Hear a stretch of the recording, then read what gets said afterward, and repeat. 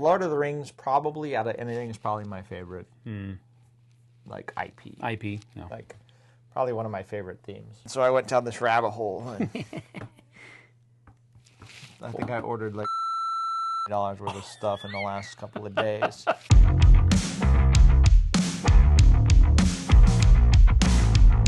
Hey folks, welcome back to our top 100 games of all time, the 2024 edition. Yes, sir. This is going to be numbers 80 to 71. So we're getting close to that halfway mark. I got some good old faithfuls in here, and I got a few new games in here too. This is a good list. This is a comfy list. Like this segment? This segment's comfy for me. I think that I can say the same thing on this one as well. There's a lot of old faithfuls in here, but there are 4 new ones. So there's 6 that were on my list last year, and there are 4 new ones that entered in. And so, but I mean, they're all really good games. That's the cool thing about making these top 100s is that you literally like every single game that's every here. one of them. So that's what we're going to do here. Let's get to it. My number 80. I feel like we just talked about this because we frankly did just talk about it. We just got through recording another top 10, and this was on my bottom 5. But this one is called First Rat. Really fun, light family game, resource management, where you're taking your team of rats and you're racing, trying to get resources and use those resources to help build the rocket ship, and you're trying to get your rats to pilot that rocket ship up to the moon. And it's just a really fun, light-hearted but good resource management game. A lot of fun with this one. I didn't even know that this game existed until last year, or rather the cruise, the Dice Tower cruise this year. And we learned how to play. We tried to play it like 3 or 4 times on the cruise. Had to put it away because dinner was starting, that kind of stuff. And as soon as we got home, I sent off and bought a copy of it, and we've played it multiple times since then as well. Really fun game. Had just came out of nowhere for me, but really enjoy it. That's my number 80, First Rat. Yeah, it's a really fun game. I really like First Rat. All right, my number 80 is an old Days of Wonder game. Old Days of Wonder. Old Days of Wonder game. Ticket to Ride? No. Old Days of Wonder game that's good, and that's called Small World. Small World, yes. Small World's a fantastic game where you are picking up a race. Each of you, there's a little area control in the board. You're picking up a race, and they have a special ability with the racial ability, and those are all randomly determined, you know, and you're drafting these races, and then you have so many tokens of them, and it's a very easy... Playing on the board is very easy. Yeah. You just have to put more tokens there, 1 more token there, 2 more tokens there, then how many tokens are already there, and then you take it over. So it's very easy to spread out to teach people how to do this area control. And there's a whole bunch of different races with a whole bunch of different abilities. And a whole bunch of different expansions that just add more. And all that kind of stuff. And then just the combination of the race and the special ability is always different game to game. You know, it's just you're picking 2 different tiles and matching them together. Yep. Small World is just a really, really good game. Really good. It'll be in my collection forever. So. And if you like World of Warcraft, you could buy Small World of played Warcraft. That one. It's pretty fun. Yeah, I'm assuming it is. It's more of the same. It's just that it's using all of the World of Warcraft races instead of the generic generic races. It has a modular races. board too, right? It does. Yes. So, right on. My number 80 is Small World. It was my 73 last year. Wow. My number 79. My number 79 was number 11 last year. Woohoo, I love Number 11 last year. But some other games in this family of games have risen to a higher place or standard, so this one slipped quite a bit. But it is, I still enjoy it. Zombicide Black Plague. Zombicide Black Plague. I really enjoy the Zombicide system of games anyway. if we can call it that. Sure. Zombicide, I used to have a love-hate relationship with it because I really enjoyed the original version, but it just had a couple of really stupid rules in it. And lo and behold, when Zombicide Black Plague came out, they were like, hey, let's change those rules. Mm-hmm. And I've been liking it ever since. And there's been some more iterations or reiterations of that project that have risen higher on my list. So this one slipped down a little bit, but still a really good game. Zombicide Black Plague, I love the medieval theme that it has to it. I think it fits well. I like the sculpts of all of the miniatures. I think it just works well in a medieval setting. Makes sense. And I just really enjoy it. So that's my number 79, Zombicide Black Plague. Ooh, it's so low. No, it's not. No, it's still high. My top 100. All right, fair. You know me, I collate all of the games of one type together. So Yeah. But that's just me. So, all right, my number 79 has fallen actually 22 spots from 57. This is from Simon, and this is Ethnos. In Ethnos, you're taking 6 different races, and they're all these different card decks, and you're meshing them all together. And then you're basically playing area control on this board. And to do that, you have to collect sets of either all the same race or all the same color, the different races. And then whichever one you put on top is going to be the leader. And each of the 12 races have a different ability. So based on the 6 that you get and based on which ones you play on top as the leaders, you'll be doing different things and having different abilities as you do that. And the area control starts off very easy, where if I need to put 1 token in a place, I only have to play 1 card of that. But, when it's time to play 5 tokens in that place, to go up to the next level, I got to play 5 cards of that. Yeah. So it's a continually build from the start of the game to the end of the game.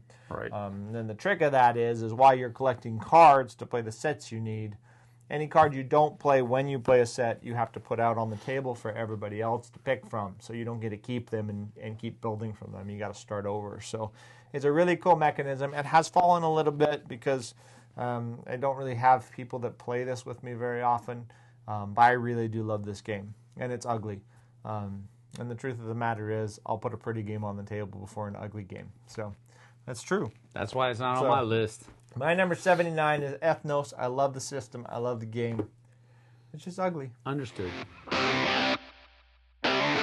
My number 78 was, get a load of this, 78 last year. Nice. Just stayed tried and true. Vincent Dutrait artwork. Roar, King of the Pride.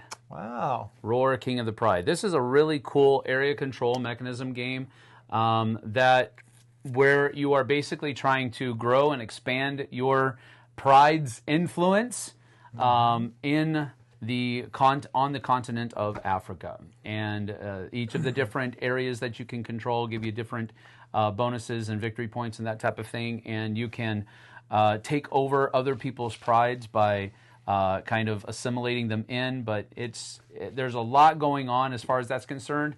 It really looks like a family weight game, but it is super cutthroat, and you can really mess up somebody's day if Big Brother keeps picking on Little Brother and the prides that Little Brother has worked very hard to procure. Yep. And so it is one of those games where it looks like it could be a very good family weight game, but it does have some pretty harsh takeovers in it. So I would think twice about playing this with a family. Not that there's anything inappropriate. Sure. It's just the way you play the game doesn't really mesh well, at least in my experience. Maybe your family will have a different one. Anyway, it's a great game, Daryl Andrews, and it really depends on if you like cutthroat type games. Sure, absolutely. It's something I don't play much anymore. Yeah. Mel doesn't like them, right? And I don't. We teach a lot of new games, or a lot of games to new players, so it's hard to teach them cutthroat games and not go out there and slaughter them. So. Exactly. That's exactly what we're talking about. But this is a great game. Beautiful artwork as well. Vincent Dutrait really did a great job with it. Nice. But that's my number 78. 78 last year, 78 this year. Roar, King of the Pride. Right on. Right on. That's cool. It kept its spot. Yes. All right. My number 78 was 70 last year, so it stayed fairly close to where it is before. This is another Days of Wonder game. Geez, 2 Days of Wonder in three games. That's crazy. Right? No, this is a newer game, not that new, 2016, but this is Quadropolis. I know I talk a lot about Quadropolis. I think I'm one of the champions of Quadropolis. It's a good one. It is a really good game, and it's kind of quiet, but everybody should play this game. But in Quadropolis, you have these engineers, and they have different numbers on them, 1 through 4 or 1 through 5, depending on which side of the board you're playing on. Yeah. And then there's a tile drafting system where there's a 4x4 grid. So if you place your engineer there, you have to take, if I place my 3 engineer here, I got to take the 3rd tile in. And then my engineer blocks that line from somebody else, you know, but then that tile has to fit on a 3 spot on my board. So there's 2 different things you're thinking about when you want that tile, because you have a board that's made of different districts, and you want to make ports in a big line, and you want to have shopping centers where your people can go to, and you need to have power to power your buildings, and you need to have apartment complexes to bring your people in. So you're really creating this cool little puzzle on your board, this nice little city where you can put parks and stuff in there. And you're managing the amount of people you have, the amount of power you have, and at the end of the game, if you have too many people or too much power and you can't use them, you actually get negative points. So it's really a nice balancing act. It's a really cool game. It's a great city builder. I really like it a lot. Very cool. My number 78, Quadropolis. Well done, sir. My number 77 is new to the list this year, and this comes from Gray Fox Games. I really enjoyed, I can't speak for him, but I really enjoyed the story element behind the game, EOS, Island of Angels. Gotcha. And this is a really cool, first of all, it's a pretty cool theme that this island out in the middle of the ocean has this portal to the underworld, and demons are starting to escape from it. And so in days past, the island used to be protected by angels, and we as different ship captains are taking our crews, and we're going to go revive those angels, wake them up so that they can help us protect this and I guess eventually close this portal to the underworld. And we're trying to do different things, but the whole thing is that you have, I think it's 5 different crew members, 4 or 5 different crew members, and they all do different things. And so whenever it's your turn, you get to pick to do one of those crew members' special ability, and once there's a pullback phase, isn't there? There is. Yeah, there's a pullback phase. It's a worker placement, and you're placing on your guys. You also get to level them up, which is really cool. Yeah. And then there is a pullback phase where you get to refill in your and pick up a few resources or whatever else. But this is, I really like, not to interrupt, but I really like the characters. I really like the different crews. Yeah. Every crew is your personal like board. Variable player powers. That a lot. It's like variable player powers, but on another echelon, because it's not only your crew that has a different feel. It's each person in your crew does something different. Yep, I really like the boards and the mats and the characters. The movement and stuff on the board is a little bit different, but the theme is really cool too. Yeah. You have to go. You have to get a special token to awaken an angel, and then you can take that angel basically to destroy a demon or to do something else. Yep. Yeah, that's a cool game. Very cool game. That's my number 77, brand new to the list this year, EOS, Island of Angels from Gray Fox. Nice. Well, my number 77 is a Gray Fox game. Well? It's not the same one, though. Oh. My number 77 was 69 last year. Like I said, some of these are sitting pretty close to where they were before. But it is Reavers of Midgard. Oh, such a good game. I really like... Wow, this is low for Reavers. No, what is there's wrong a lot with you? of good games in the world. But Reavers of Midgard is a really cool game. You take your ship. You have these Reaver cards, and the Reaver cards are used for a couple different things. The first thing is when you get a card, it's going to give you a certain amount of dice to add to your ship. And depending on if they're red or blue or yellow, they do have some different faces on them. But then you can use that Reaver card either to become your captain, and the color of your captain depends on what your wild is for the game. Or you can use that Reaver card to stick under your board to upgrade one of the actions on there's 6 action selection spots on the board. So you can upgrade your actions when you do that. Or you can just spend that Reaver right away to get a couple of extra dice, which are on the other side of the card. So there's multiple things you can do with these cards. But you are traveling around to these different worker placement spots, killing monsters, or sacking towns. One of them is attacking the village. One of them is attacking keeps, I think, or whatever else. Yeah, I think it's attacking keeps. But you're collecting all these different arts and armor sets, and it's a lot of set collection in this game. There's a lot of points from different things in this game.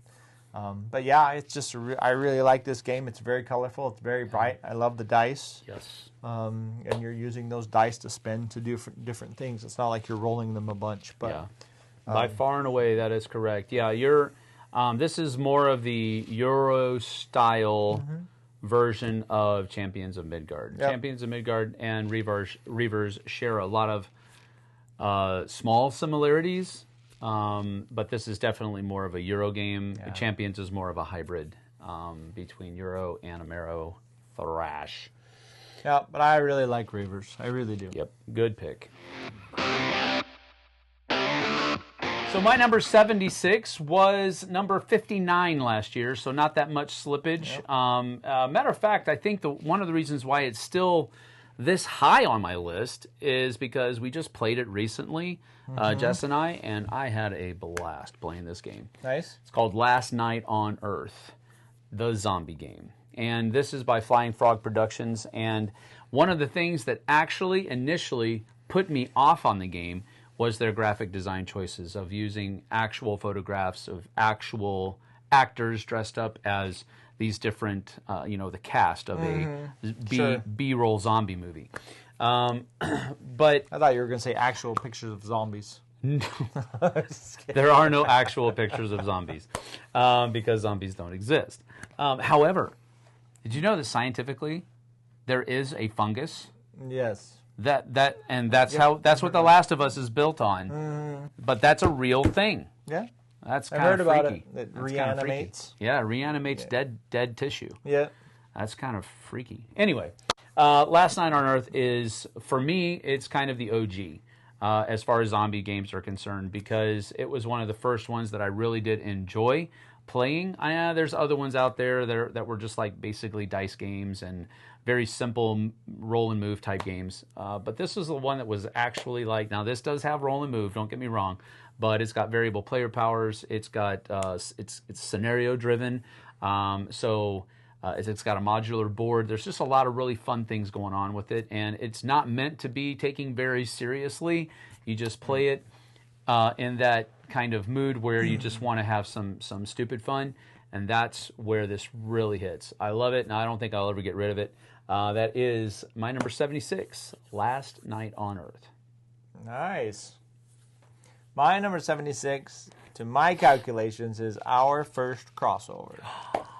So really? It took us a quarter of this list to get a crossover. Let me see. Hold on. He's looking. Stay on target. Stay on target. Wormspan. Wormspan. Is that right? That's right. I knew it was coming. My number 76 is Wormspan. Now, last year, Wingspan was on my list at number 83. Ooh. So Wormspan is... This kicked it and went higher? Replaced it and gone higher, apparently. Yeah, this one kicked it and went higher. This is, as far as the two games side by side, now I have played Wingspan probably 60 times. Whoa. Okay, and I've played Wormspan, 10 now, maybe. 70. Not quite 10. No. But mechanically speaking, Wormspan is just, in my opinion, a better product. It is a better game mechanically from top to bottom. Now, Wingspan's a little bit lighter, but the way that you run your engine in this, the way when you explore, and you explore down those caverns and you explore past the dragon cards, all of that stuff, is just cleaner in this, as far as I'm concerned. Well, there's at least one person out there that disagrees with you. And somebody put in one of our comments on another video, not that we're going to talk about it right now, but we are going to talk about it right now, that said, I can't believe it has dragon facts. I can tell you two things for sure. Wingspan, I've never worried about bird facts. And Wormspan, I've never worried about dragon facts. But I really like the games, both of them. So I don't think I've ever looked at either facts. I don't care about bird facts either.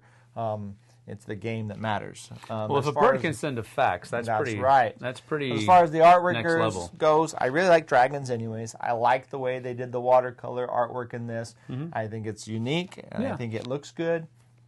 Well, I do think, and it's I'm not trying to diminish whatever everything that person said, Sure, but the difference between a bird game and a dragon game is you like fantasy themes. Yep. Far and away better than everything else. Yep. So Wormspan appealing to you more than Wingspan does makes sense. Sure. Just for the IP theme, yeah, alone. absolutely. I mean, the and theme there's alone. people that's obviously going to be reversed. Yeah, it's the absolute opposite. They're not going to care about. If I didn't have either theme, or if both themes were exactly the same, Wormspan, in my opinion, still has better mechanics. And the fact that you have coins to use for your mechanics in Wormspan for your actions.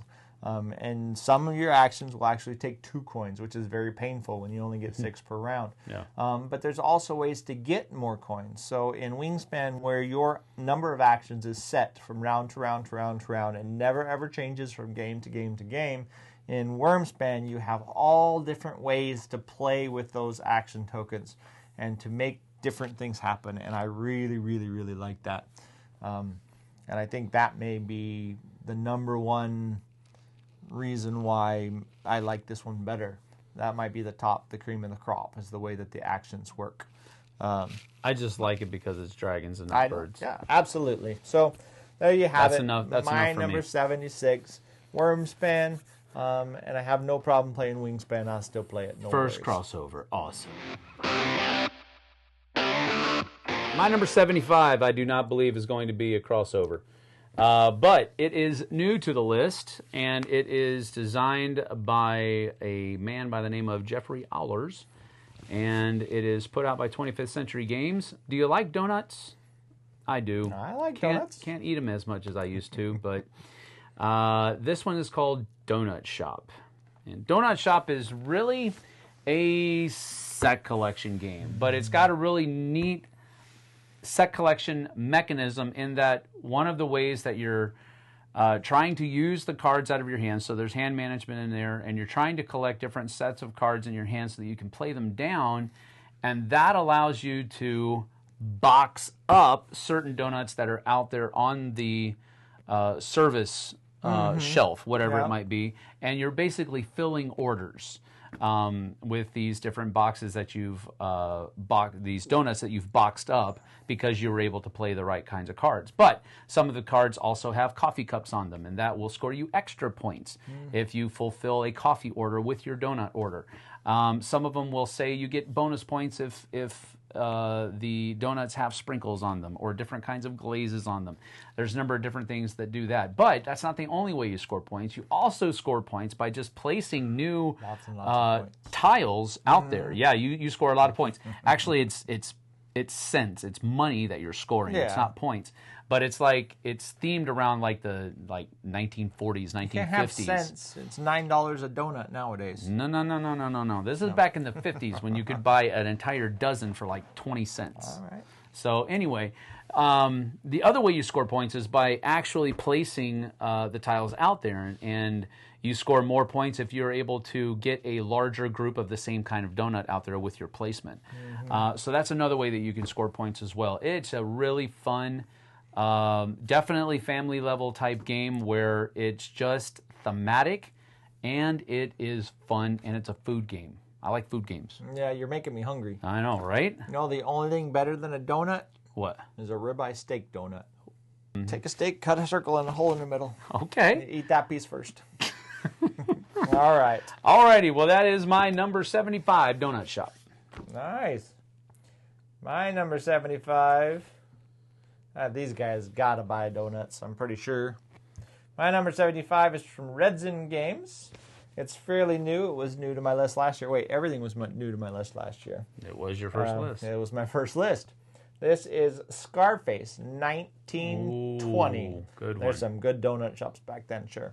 In Scarface 1920, Prohibition times, Chicago, you are collecting guns, you are collecting beer or alcohol, you're distributing it to the different establishments, which is how you're getting your money in.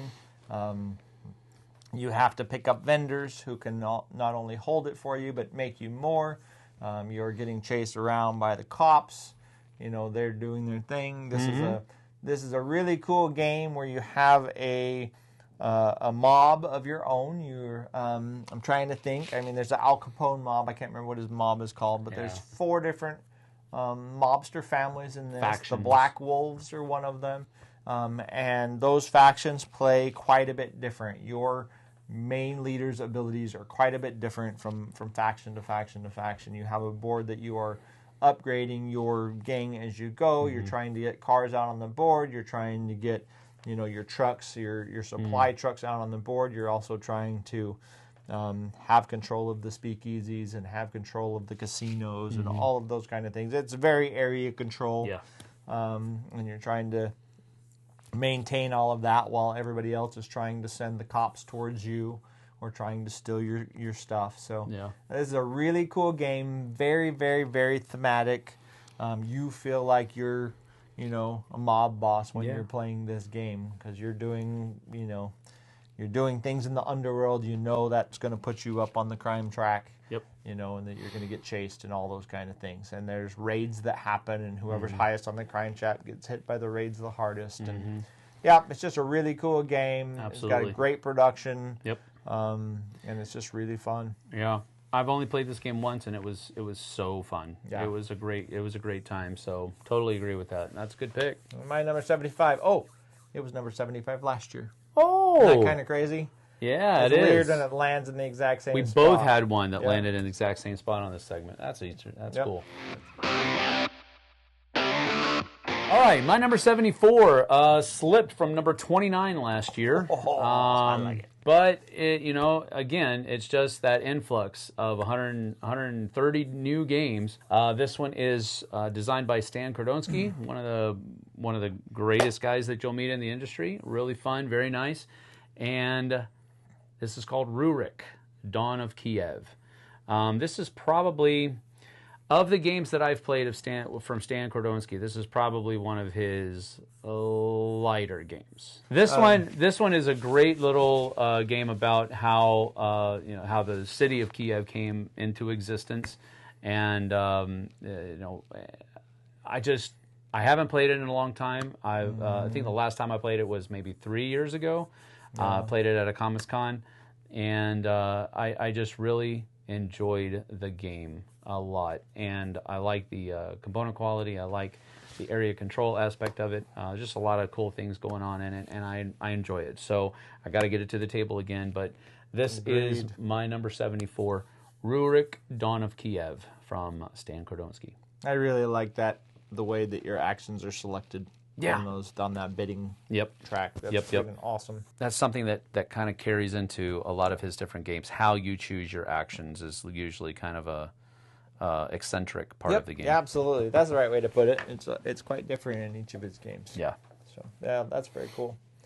All right, my number 74 has fallen from 50 last year, and it makes me kind of sad when I read it here at 74. It's kind of funny when a game does that, and you're just like, man, why did it go this low? But this is a lighter game, and that's why. Maybe that's why. There are so many good 2-player games now. That's also why. You took a long walk off a short pier. Yeah, What you did. This is Star Realms. Oh, Star Realms is still one of my favorite card games. If you're going to sit down with 2 players, you can just take a deck and you can have fun. Yes. Star Realms, you have a deck of cards, you have a card row that you're buying from, and really each of you have a certain amount of hit points, and really you're just collecting chips into your deck and bases into your deck so that you can play them back out on subsequent turns, and doing damage to the other player and gaining more buying power to get bigger, better ships. Star Realms is one where you are collecting different types. You could collect the blob faction, or you could collect it's not the Federation, it's I can't think of the names right now, but there's yellow, red, green, and blue cards.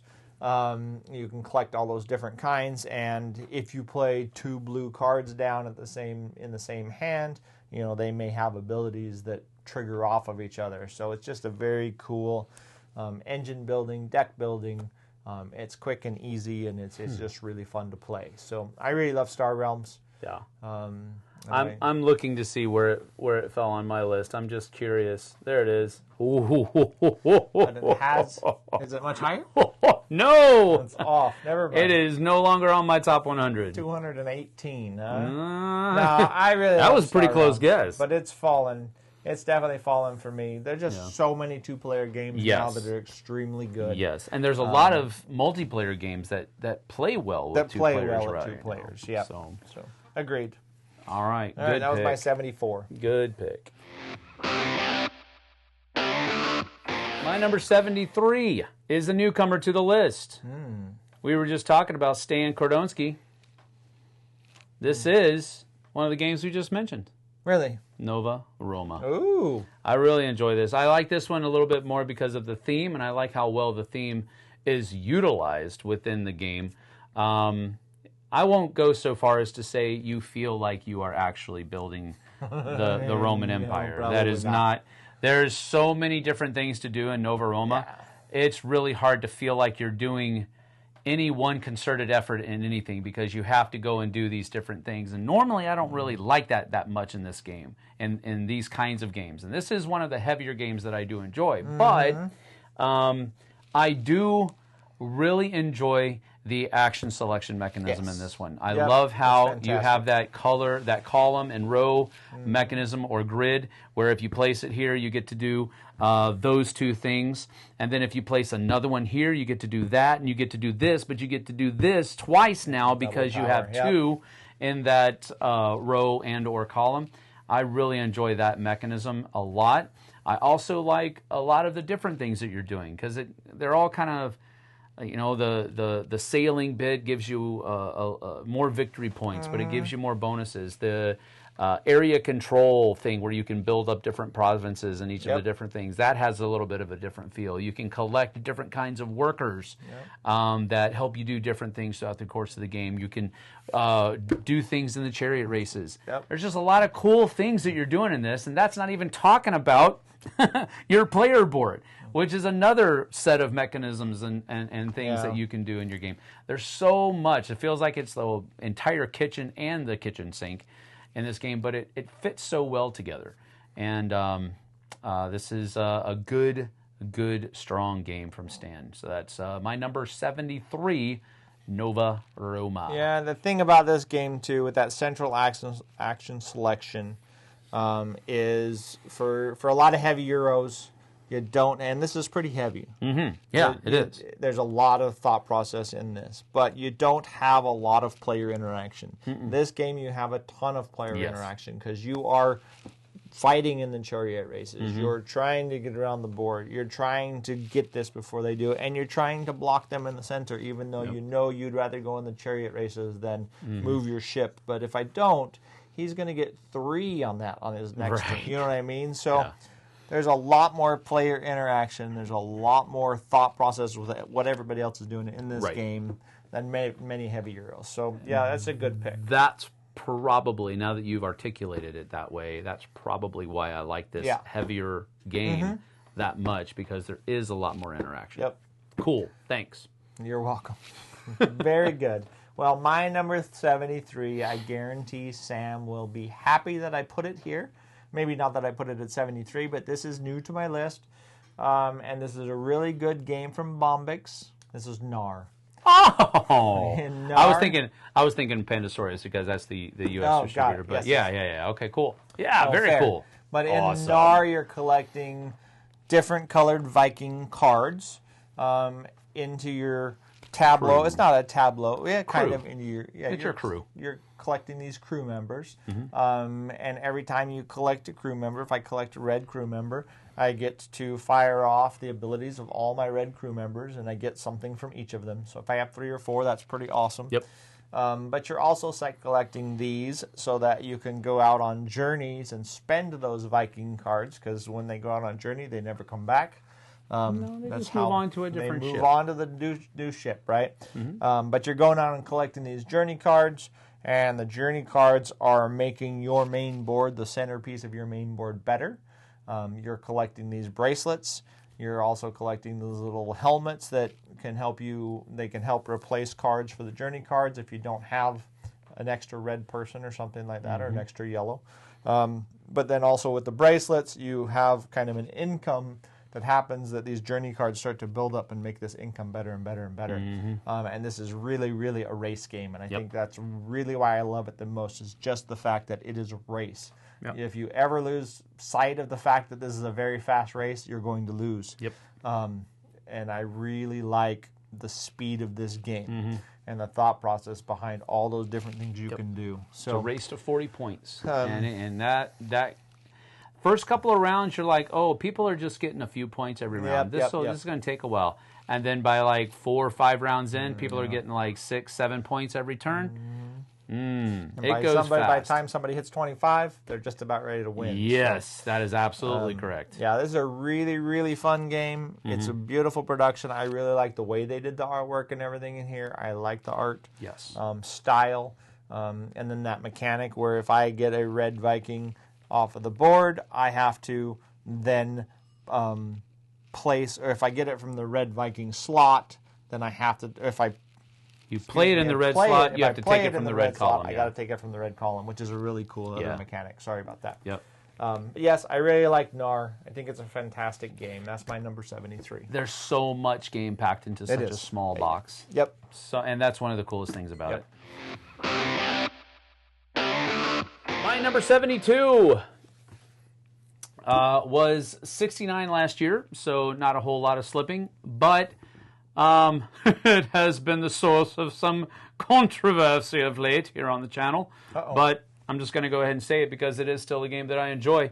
Number 72 is Darkest Dungeon, the board game. This is a really great game designed by a couple of guys that loved Red Hook's video game, Darkest Dungeon, and they poured every single bit of that video game into this analog experience as they possibly could, and it shows that they are diehard fans of the game. Yes. So that's why I like the game so much, because they did such a good job designing the game.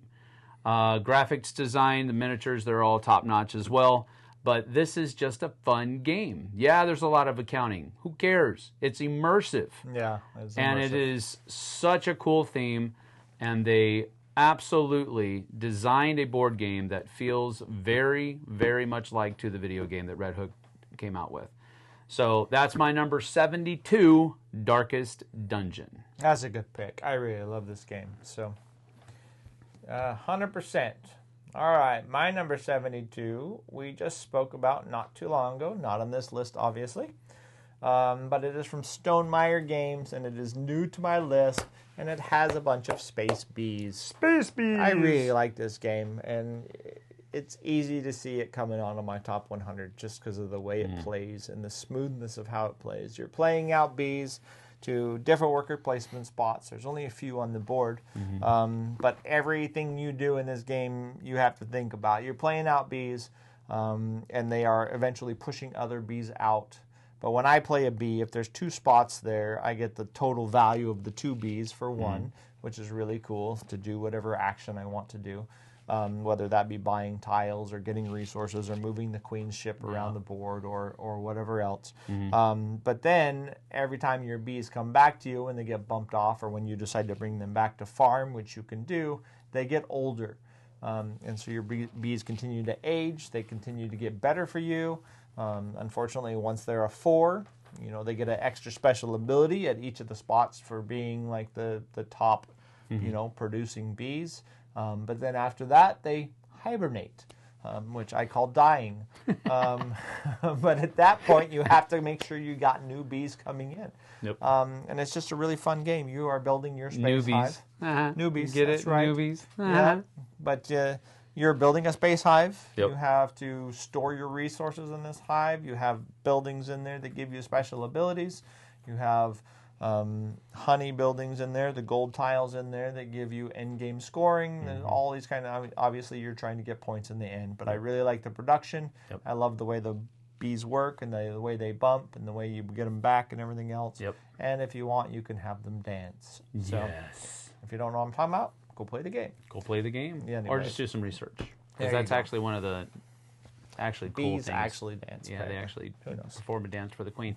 I always think of Saturday Night Live, back when Jim Belushi and Dan Aykroyd were the Blues Brothers. Because they did this skit of where they did I'm Bees? a queen bee, Yeah. buzzing round your hive. I I remember love this. that skit. It's such a cool thing. Anyway. Right on. My number 72, Apiary, is a really cool game. This is the last one for me on this segment. This one was 46 last year. I haven't played this game in a long time. There was a point where Tom and I thought we had it figured out. Nice. I mean, we never lost. And then once we publicly made that declaration, I don't think we've won since. Well, nice. Shadows over Camelot. Oh. Shadows over Camelot. And I think part of that might be because we started using Merlin cards and it just started getting harder and harder. I want to say it's a thematic game, but it really isn't. The mechanisms really have nothing to do with the King Arthur's court, the Knights of the Round Table, or anything like that. You're basically collecting poker hands to go do different things and fight off the Picts and the Saxons and try to find the Holy Grail and all of these things. It just is a thematic experience, usually because we start quoting Monty Python. You start, yeah. We you just turn start, it into a thematic yeah, you turn it experience. into a thematic experience. Yep. But it's a very cool, I think for me it's one of the OG cooperative games that are out there where everybody's playing against the game. And trying to accomplish different tasks that are going to help us fill up that round table with as many white swords as possible. I just really have loved this game over the course of the years. So that's my number 71, Shadows over Camelot. Very nice. Very nice. At least it stayed on your list. Yes. It didn't end up at 218. No, it did not. All right. My number 71 is new to this list. Although we talked about it last year, it should have been on last year's list, really, but I arbitrarily left it off because it wasn't really available in the United States, and I'd only played somebody else's copy. So I left it off because of that. If you remember, we had this conversation last year. I was like, this should be on my list, but I left it off for this reason. But this is Comic Hunters. Comic Hunters should have been on my list last year. Definitely made it on my list this year. In Comic Hunters, it's really a card drafting game where you're drafting different sets. Not only for the type of comic book, maybe Black Widow or whatever else, but also for, if it's first edition or whatever else, you're trying to balance all of these things. There are multiple different drafts in the game, which is really cool. There's some closed drafting, there's some big open drafting, there's a bidding phase, but really you're collecting all of these different comic book cards, and the trick of the game is once you have your hand in between the three in between the rounds, you have to spend points, which the comic books are worth, to play other ones down in your tableau. So you don't get to play everything that you have, and so you have to really balance what you're playing. And I just really love this. Obviously, I really love the artwork in this. It's just got that. I mean, those are real comic book covers. Yeah. And they're beautiful. And it's just a really cool game. It was a huge thing that they were able to get the permission to use all of those real comic book covers. I absolutely can imagine how Such hard a it was. huge thing, because I'm just thinking if they would have used like generic comic books, it just would not have had the same pop. No. Wouldn't have had the same pop. So that was a huge, cool thing that they were able to pull off. So it was only really available in like Peru or Brazil. Yeah. Last year. So, Right. but now it's much more widely available. lucky enough for us. But I love this game. Yep. So Great. that's my number 71. Great pick. Great pick. All right. Well, that is that for this segment. We'll be back next week with our numbers 70 to 61. So be sure to come on back. If you're here, if you enjoy this content, give us a like, subscribe, hit that bell icon so that you'll be notified when we have more content coming out on the channel. And we'll thank you for it. Let us know in the comments what you think of this segment. Yep. Let us know anything that, if you want to counterpoint us on anything that we said here, feel free to do so. We'll converse with you. Thanks for being here. We'll see you guys and gals on the flip side. Take care. I look forward to the next 70 games. Yeah. Later.